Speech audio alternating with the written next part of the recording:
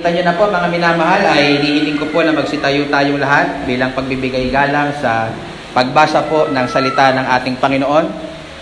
Ganito po ang sinasabi ng aklat ng mga taga-Pilipos sa kabanatang 4, mga talatang 21 hanggang 23. Batiin ninyo ang bawat banal kay Kristo Jesus. Binabati kayo ng mga alagad na kasama ko. Binabati kayo ng lahat ng mga banal, lalong-lalo na ng mga kasambahay ni Cesar. Ang biyaya ng Panginoong Hesukristo ay sumainyo nawang Espiritu. Purihin po ang Diyos sa pagkabasa ng kanyang makapangyarihan at banal na salita. Panalangin ko po na ito po ay magsilbing katatagan at sustansya sa atin pong pananampalataya. Makakaupo na po kayo lahat mga kapatid. Ang titulo po ng ating pangangaral ngayon ay pinangamagatan ko pong pagbati at benediction. Kagaya po ng inyong nakikita sa inyong screen. At layon ko po mga minamahal sa preaching po na ito na ma-encourage po ang bawat isa sa atin sa pagmamahalan at pagmamalasakitan, hindi lamang po dito sa loob ng ating iglesia, maging sa labas po na ating pong lokal na iglesia o yung mga kapatid po natin na hindi po natin kasama dito po sa ating fellowship. So ako po ay natutuwa at nagpapasalamat po sa Panginoon sapagkat matapos po ng 29 na sermon na nagsimula po, 10 buwan na po ang nakakalipas, ay dumating na po tayo sa konklusyon o pagtatapos ng atin pong pinag-aaralan na aklat na sinulat ni Apostol Pablo. At ito po ay kumbaga personally sa akin ay isang kagalakan dahil unang beses po natin bilang nagsisimulang gawain, tanggalin ko na yung mic ko naririnig nyo naman po siguro ako, no? Na tayo po ay makatapos po ng isa pong serye sa aklat po ng banal na kasulatan. At hinihiling ko po na ipag-pray nyo po ang inyong lingkod sa susunod po natin na pinaplanong serye, ano? Dahil sa ngayon po undecided pa po ako, pero praying and hoping na yung mga susunod po nating pangangaral na serye ay magsilbi pong pagpapala sa atin pong sa bawat isa po sa atin. So nawa po, dalangin ko mga minamahal na napagpala kayo at mas tumaas yung level ng ating pananampalataya nung pinag-aralan po natin ang aklat po ng Pilipos o yung sulat ni Apostol Pablo sa aklat ng Pilipos. Noong una ko pong beses na binabasa yung ating teksto ngayong umaga, meron po akong tanong sa aking sarili. Ano pong sermon yung pwede kong buuin? Dito po sa simpleng pagbating pangwakas ni Apostol Pablo. Sa totoo lang po, sa buong aklat ng Pilipos, ito po yung isang pinaka-challenging sa akin. Pero simple lang sa unang tanaw, pero challenging. Paano ako bubuo ng sermon para sa aking mga kapatid? Dito po sa pangwakas na bati ni Apostol Pablo. Ngunit sa akin pong pananalangin mga kapatid at pagbubulay-bulay, meron po akong mahalagang aral na natutunan dito po sa simpleng pagbati po na ito. At ito po ay ang aral na ang mga Kristiyano po, sa lahat po ng dako, ay meron po dapat na mainit at lumalagong relasyon sa bawat isa. Uulitin ko po, ang mga Kristiyano po, sa lahat ng dako, meaning to say, hindi lang po dito sa ating church na nagsisimulang gawain, kundi po sa lahat ng dako, even sa ibang churches, ay meron po dapat tayong mainit at lumalagong relasyon.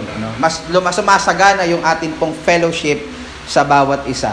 At bilang mga Kristiyano, meron po kasi tayong tendensiya na mamuhay mag-isa, lalo na if you are by nature ay introvert, kagaya ko. Sino po dito mga introvert? Yung ayaw masyado ng maraming tao, ayaw ng may kausap. Si Kuya siguro. So, pareho kami, no? So, kaya naming mamuhay sa loob ng bahay nang walang kausap. Ganun po yung mga introvert. Hindi ko siguro naniniwala, pero ganun po talaga ang inyong lingkod. Binago na lang unti-unti ng ating Panginoon. At minsan nadadala po natin yun sa buhay Kristiyano. Akala natin, kaya po nating mamuhay mag-isa, na hindi po natin kailangan ng ka-fellowship, hindi po natin kailangan ng mga kapatid para po tayo ay makapagpatuloy sa ating pananampalataya. Na sapat na po para sa atin, mga minamahal, na gumaya at pumunta sa simbahan tuwing linggo At pagtapos po nun, uuwi tayo na wala tayong pakialam sa isa't isa, no? Ni wala tayong kinamusta o walang kinausap. Kagaya po ng ating nakagawian nung araw sa dati nating pananampalataya. Pero mga minamahal, gusto ko pong makita ninyo sa talatang ating pinag-aaralan na hindi po gayon yung practice. Hindi po gayon yung halimbawa na mga makikita natin sa mga naunang mananampalataya sa atin noong unang siglo. Sila po ay naniniwala, mga minamahal, sa kahalagahan na tinatawag po ng fellowship. Sila po ay naniniwala sa kahalagahan po ng pagkakaroon ng lumalagong relasyon sa lahat po ng mga mananampalataya. At mga kapatid, hindi po tayo makakapagpatuloy ng maayos o lalago sa ating pong pananampalataya if we will isolate ourselves from other believers. Kung hahayaan po natin yung ating mga sarili na disconnected o walang relasyon o lumalago at lumalalim na relasyon sa ating mga kapatid sa Panginoon, hindi po siya nagwo-work ng gayon. Ang ating pong buhay pananampalataya ay hindi uubra, mga minamahal, na wala tayong ugnayan sa isa't isa.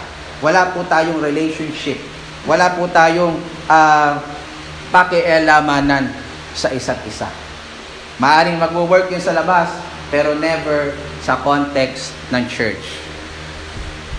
Kung paano meron pong pangangailangan ng ating katawan, ng pagkain para mabuhay at malusog, kailangan po natin ng fellowship. Kailangan natin ng ating mga kapatid upang ang ating pong buhay espiritual ay lumago at manatiling malusog.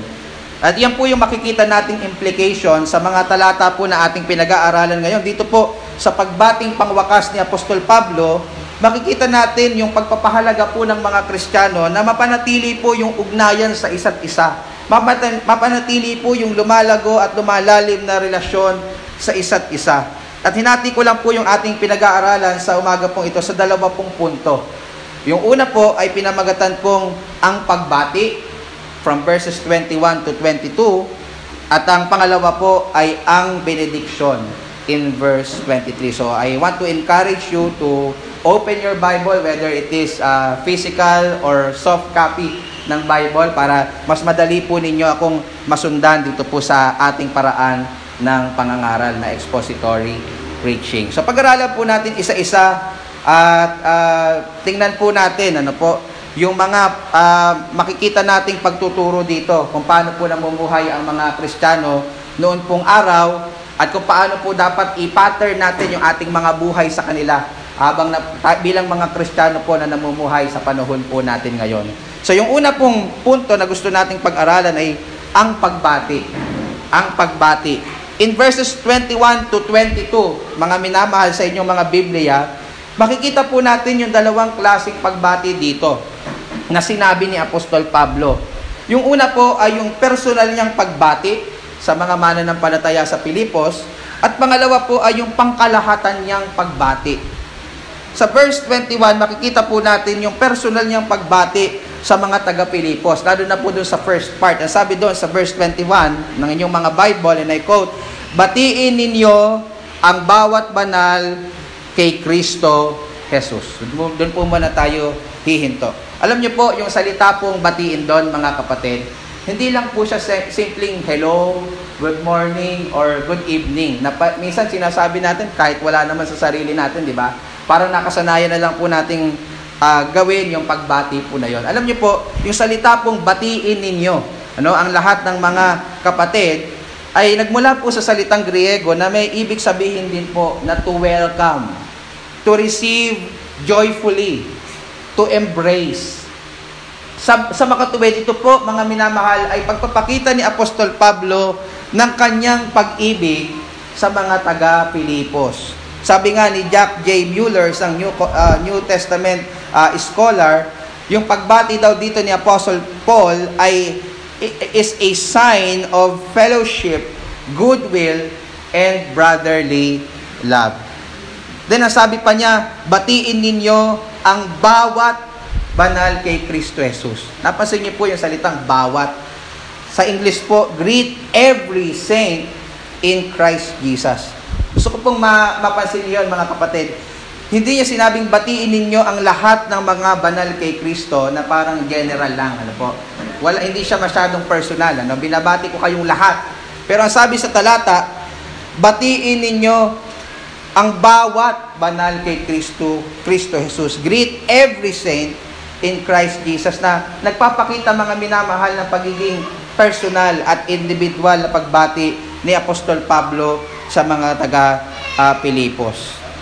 Mapapansin nyo dito mga minamahal na hindi lang pinapahalagahan at iniibig ni Apostol Pablo sa pagbati pong ito ang mga pastor at diakono.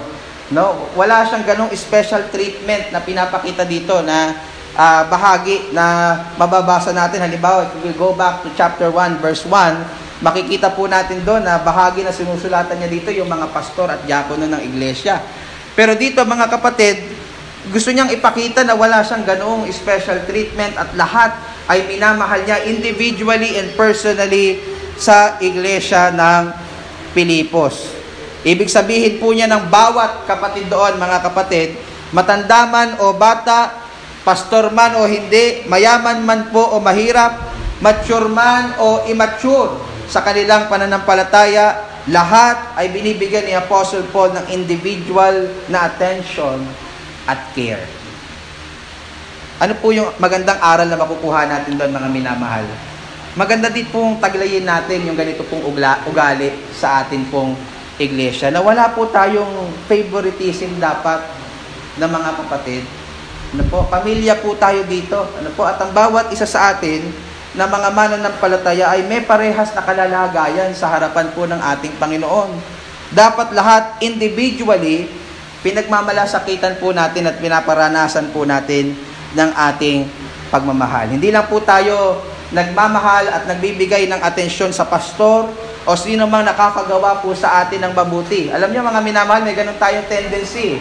Bibigyan ko lang ng special treatment, bibigyan ko lang ng pagmamahal ko yung mga bagay na yung mga tao na minamahal ako, yung mga tao na gusto ako. Pero yung mga ayaw sa akin, ayaw ko din sa inyo. Di ba ganun by nature ang tao?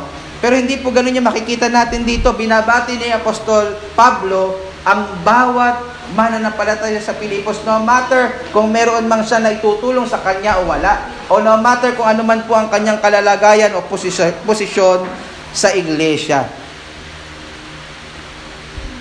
Minsan po nangyayari yung ganoon klaseng pagmamahalan at pagtitinginan sa isa na minamahal lang natin yung mga may magagawa sa atin, even sa context ng magkakamag-anak. Tama po ba? Minsan, napapansin nyo, di ba, yung mas tinutulungan ng mga kamag-anak natin, yung mga may kaya naman talaga sa buhay. Pangit lang pong pag-isipan ng masama, pero isa sa possible reason nun, yung pwede din kasi someday itong tao na binibigyan ko ng pabor, makatulong sa akin. Di po ba?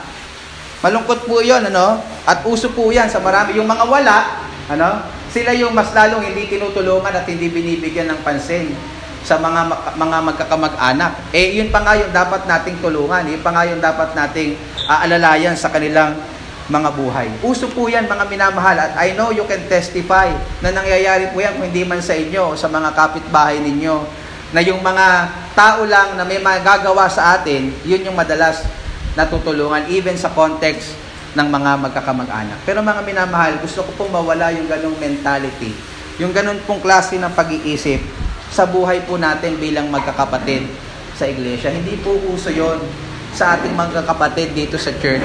Dito po mga kapatid, hindi lang po natin minamahal at binibigyan ng pabor yung mga tao na someday makakapagbigay ng pabor at makakatulong po sa atin. Dito po sa ating iglesia, maganda pong ating maging kaugalian na kahit po walang maibabalik sa ating tulong, kahit po walang maibabalik sa ating pabor, mamahalin natin siya at kakalingain natin siya dahil po siya ay kapatid kay Kristo Jesus. Dahil po siya ay kapatid kay Kristo Jesus. Then gusto ko pong pagpukosan niyo po kung paano po in-address ni Apostle Paul yung kanya pong binabati dito. Balikan po natin yung verse 21 na sabi, batiin ninyo ang bawat banal kay Kristo Jesus. Paano po tinawag ni Apostol Pablo ang mga mananampalataya sa Pilipos? Saan sabi? Mga banal kay Kristo Jesus. Alam niyo po, mga kapatid, yung ibig sabihin doon ng banal. kung meron kayong English Bible, ang katumbas po niyang salita ay saint. Saint. At ito po ay hindi pumapatungkol sa mga tao na pinagbotohan ng isang relihiyon pagtapos mamatay at ginawang santo para kanilang panalanginan at kanilang paglingkuran.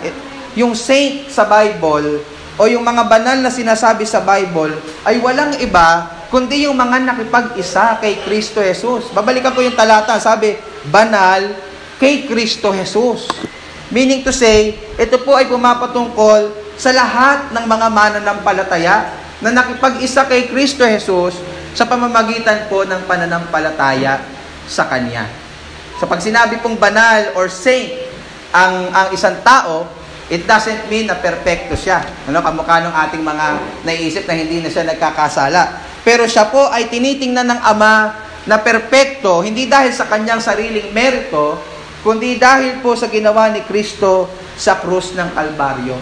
Ang isa pong sumampalataya sa ating Panginoong Hesus, yung nagtiwala sa Ebanghelyo na si Kristo ay namatay para sa ating mga kasalanan at pagtapos ng 3 araw ay nabuhay muli, ay itinuturing ng Ama sa langit na perpekto sa kanyang harapan. Dahil ang nakikita sa tao na yon ay ang kabanalan ng ating Panginoong Hesukristo.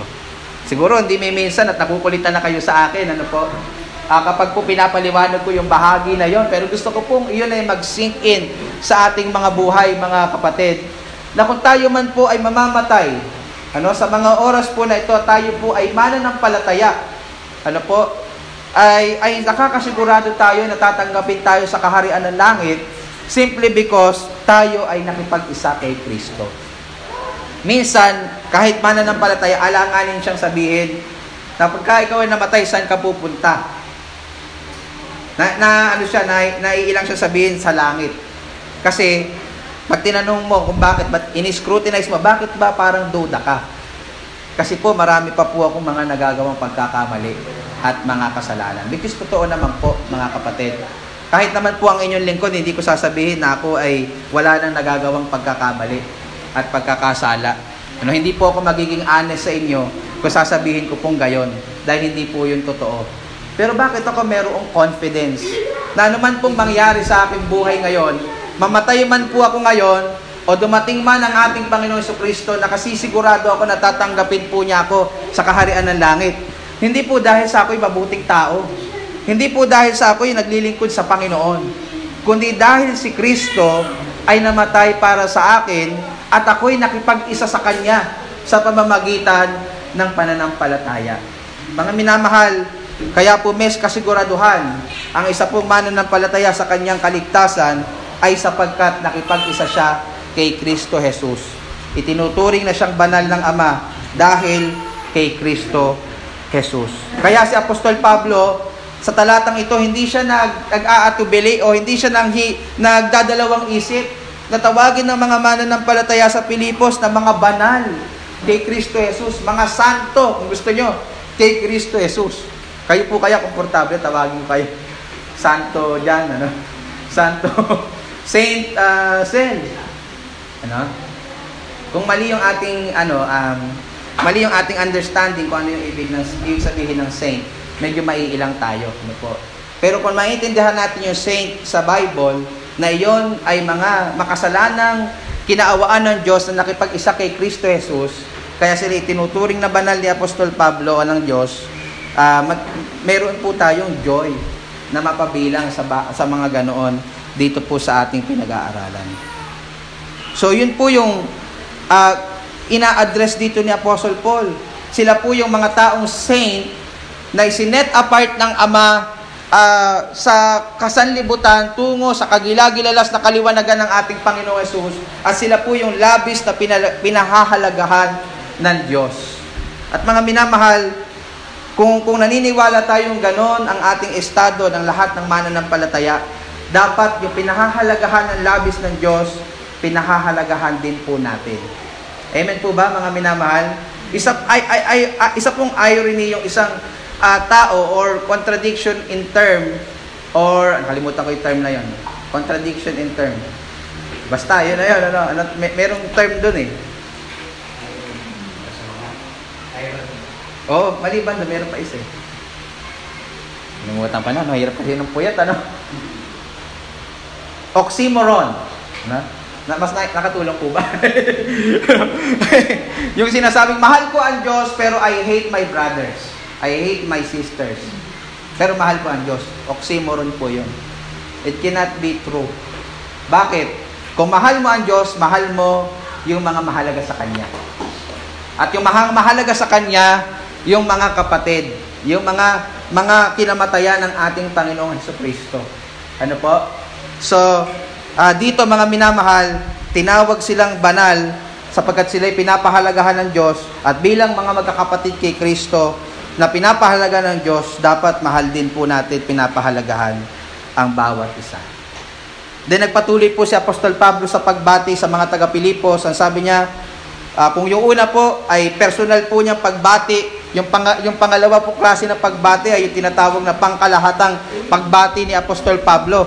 Sabi po doon sa verse 21, itutuloy po natin yung basa, binabati kayo ng mga kapatid na kasama ko. Kita niyo po yun sa inyong mga Biblia. Binabati kayo ng mga kapatid na mga kasama ko. Maalala niyo po ng panahong ito na si Apostle Paul ay naka-house arrest. Ibig sabihin, Kuya Ramon, nakakulong si Apostol Pablo. Pero kahit nakakulong siya, pwede ang dalaw. Ano po? At sa context, makikita natin na ang mga kasama niya dito ay sila Timoteo, na kasama niyang sumusulat nito according sa chapter 1 verse 1, si Epaphroditus na magdi-deliver ng sulat na ito sa mga taga-Pilipos according to chapter 2 verse 25, at yung mga mangangaral na naroon sa Roma kung saan nakakulong si Apostol Pablo na binanggit niya in chapter 1 verse 14. So yung mga kasama na binabanggit dito ni Apostle Paul ay yung mga leaders ng church, mga preachers ng gospel, mga lingkod ng ating Panginoon. At sila din po, mapapansin nyo sa talata, gaya ni Apostol Pablo, ay nagpapakita po ng pag-ibig at malasakit sa mga mananampalataya sa Pilipos. Ngunit hindi lang po yung mga leaders yung ganito, mga kapatid, baka sabihin nyo, mga leaders lang naman pala yung inaasahan na magmamalasakit at magmamahal sa kapatiran.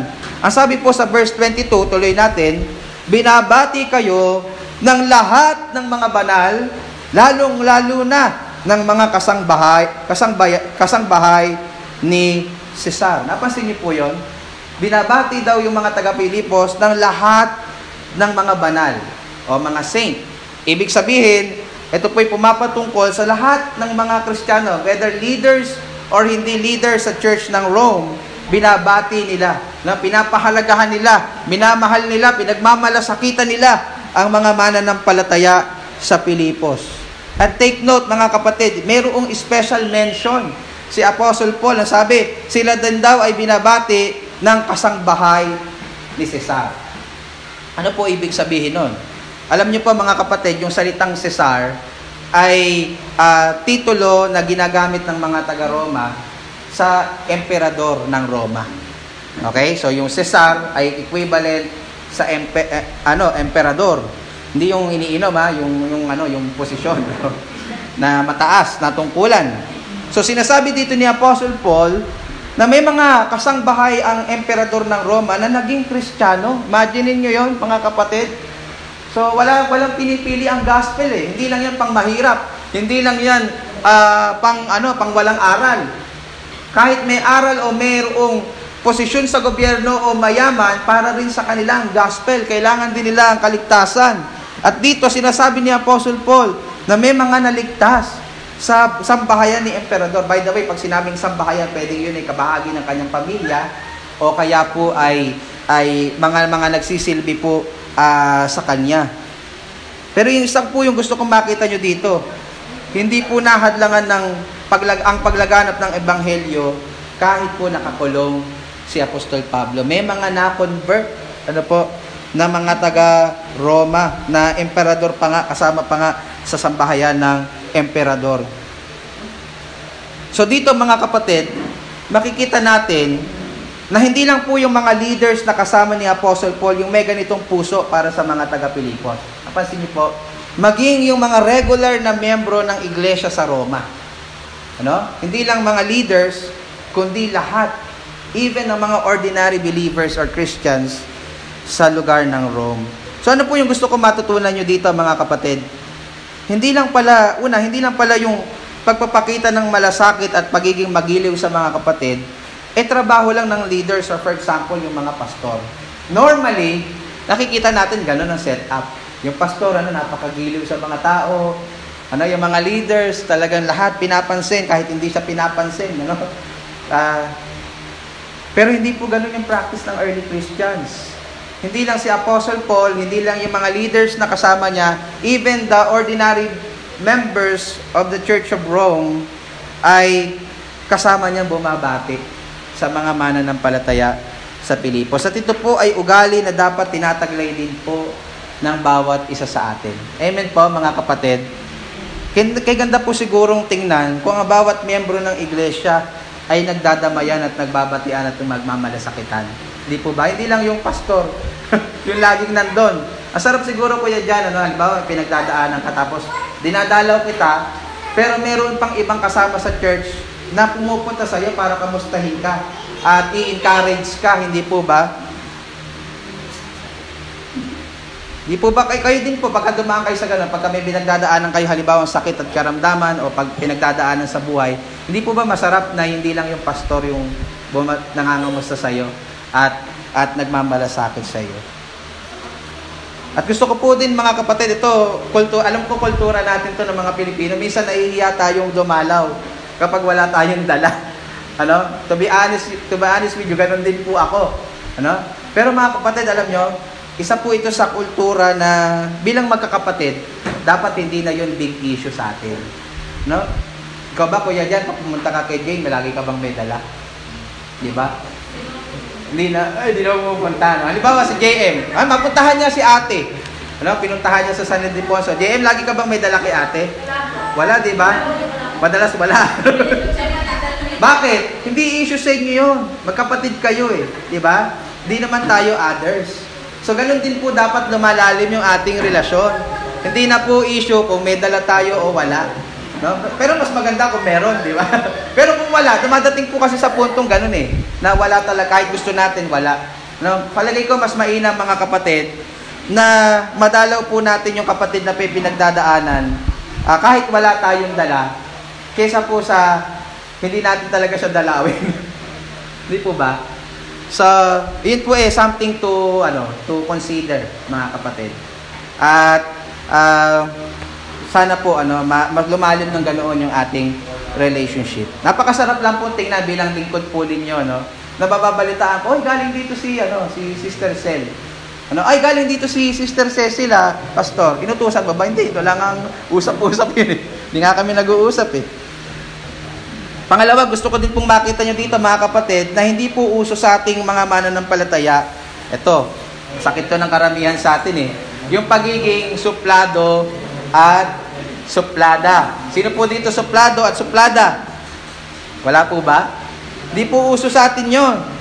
Tayo po ay inaasahang magiliw at mainit sa atin pong tapagtanggap sa mga kapatid sa loob man po o sa labas ng iglesia. Minsan nangyayari sa atin pag may ibang ka-church na dumarating, alam ko naman nahihiya lang tayo kung minsan, pero parang minsan baliwala na hindi nila maramdaman yung init ng ating kagalakan na sila ay kasama po natin. O kapag naman dumadalaw tayo sa iba, ganun din po.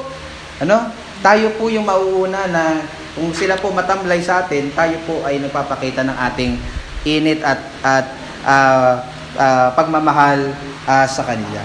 Kasi yun po yung mapapansin nyo sa mga taga-Roma, sa mga leaders, kagaya ni Apostle Paul, ni Timothy, and ni Epaphroditus, at sa mga mananampalataya sa Roma. Mga kapatid, hindi lang po sa mga kasama natin sa church, even sa hindi natin kasama sa church. Pero syempre, mas dapat kapag kasama natin sa church, kasi tayo lagi yung magkakasama Wag po kayo papayag, mga kapatid, na wala kayong binabati sa church. Hindi po ganun ang Christianity. Wag po kayong papayag na uuwi kayo tapos ni wala kayong kinausap o ni wala kayong kinamustang kapatid. Tapos kung meron naman kayong kakamustahin, wag naman puro siya yung kakamustahin mo linggo-linggo. Napansin niyo po ba sa akin yon, mga kapatid? Hindi ko po sinasabi na ako ay perfect dito. Pero gusto ko pong magbigay sa inyo ng example. For example, meron akong kinausap nitong linggo. Next week, iba na po yung kausap ko. Kasi bakit? Pwedeng meron kang favoritism eh. O, lagi na lang siya yung inaano nyo. Ano? So mga kapatid, try nyo po yun. Ano? Hindi lang po bawat isa lang o sinisikap natin lahat magkaroon tayo ng malalim na relationship at pangangamusta, pagbati sa bawat isa. So hindi po gayon yung practice ng mga naunang Kristiyano, yung pagiging suplada, lahat po ng mga Kristiyano ay palabati. Amen? So sana po maging ganun din po tayo kahit nagsisimula tayong mga iglesia dito po sa San Rafael. Pero meron pa pong isang paraan na nagpapakita po ng pagmamahal sa mga kapatid, maliban po dun sa pagbati sa kanila. At yun po yung mahalaga din po nating matutunan sa panghuli nating punto. Namely, yung ang benediction. Ang benediction. In verse 23 po, which is yung huling talata sa book ng Philippians, mababasa po natin dyan yung benediction ni Apostle Paul para sa mga mananampalataya sa Filipos. Ang sabi niya, ang biyaya ng Panginoong Jesucristo ay sumainyo nawang Espiritu. Alam niyo po yung benediction na madalas po natin ginagawa pagtapos po ng worship service. Ito po ay isang panalangin ng pagpapala sa mga kapatid sa iglesia. Ano po? In verse 23, makikita natin dyan mga kapatid, ipinapanalangin ni Apostol Pablo na pagpalain ng Diyos yung mga kapatid sa Filipos.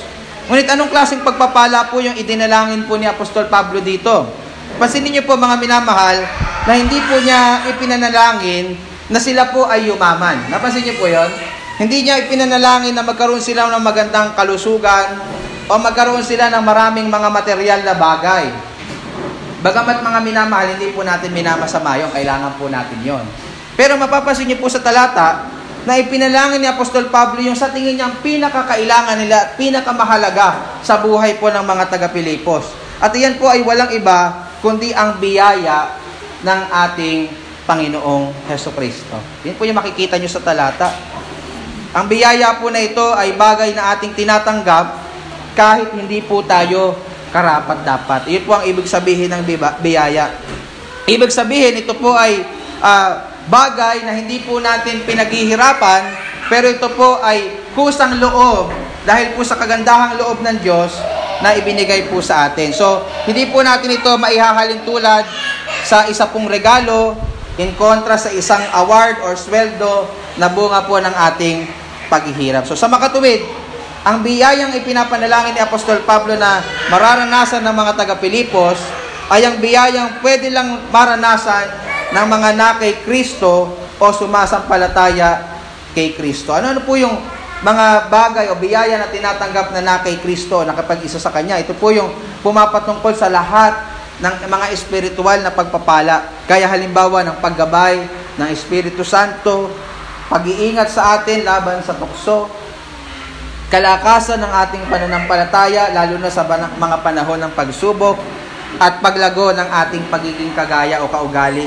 ng ating Panginoong Hesukristo. Yun po yung ilan sa mga biyaya ng ating Panginoong Hesukristo na tinatanggap ng isang tunay na mananampalataya.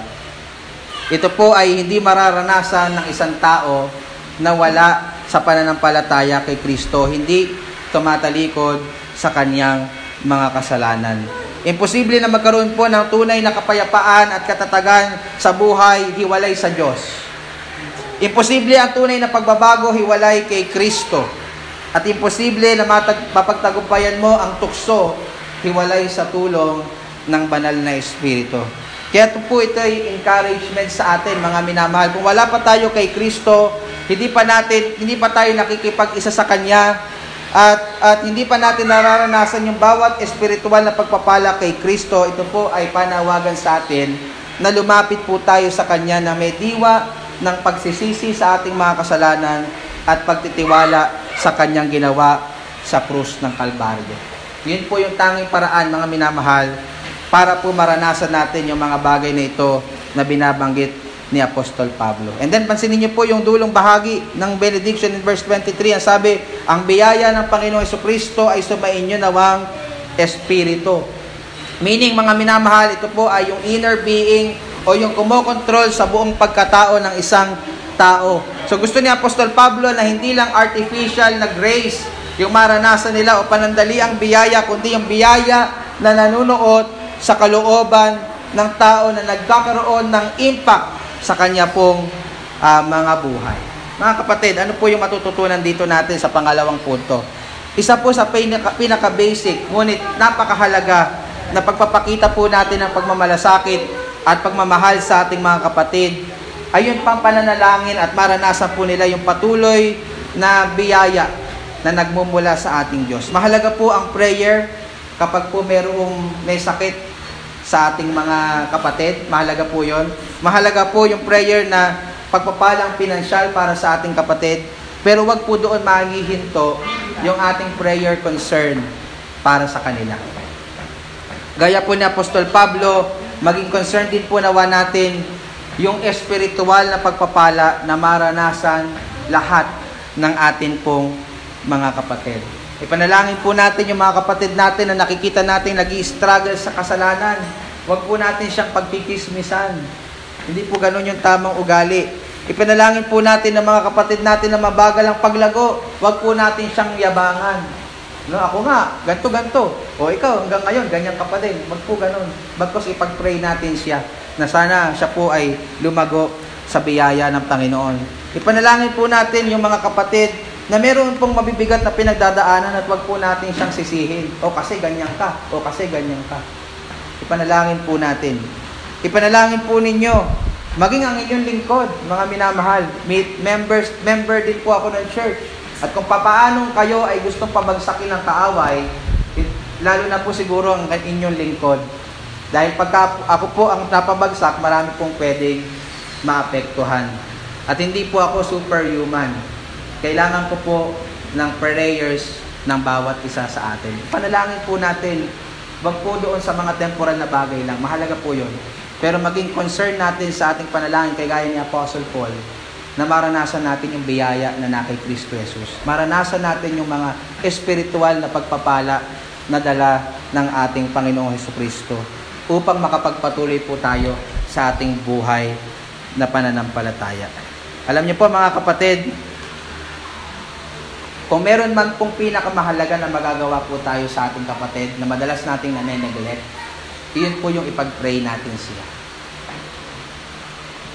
Alam niyo po, ito po yung pinakamabisang paraan na makikita natin sa Bible kung paano tayo makakatulong sa ating kapatid. So mga kapatid, nawa po, nakita niyo po kung paano nagtatratuhan yung mga Kristiyano nung unang siglo, kung paano sila kainin sa fellowship, kung paano sila concerned sa bawat isa na itinataas po sa panalangin. At nawa po ay nasahin po natin at ipanalangin na maging taglayin din po natin yung mga katangiang gayon. Matuto tayong mahalin at pagmalasakitan yung mga kapatid sa loob man po o sa labas ng ating iglesia. Matuto tayong ipakita yan sa pamamagitan ng ating pananalangin para po sa kanila. At dito po nagtatapos yung ating pong serye sa aklat po ng Pilipos. Purihin po ang ating Panginoon Diyos. Sandali po tayong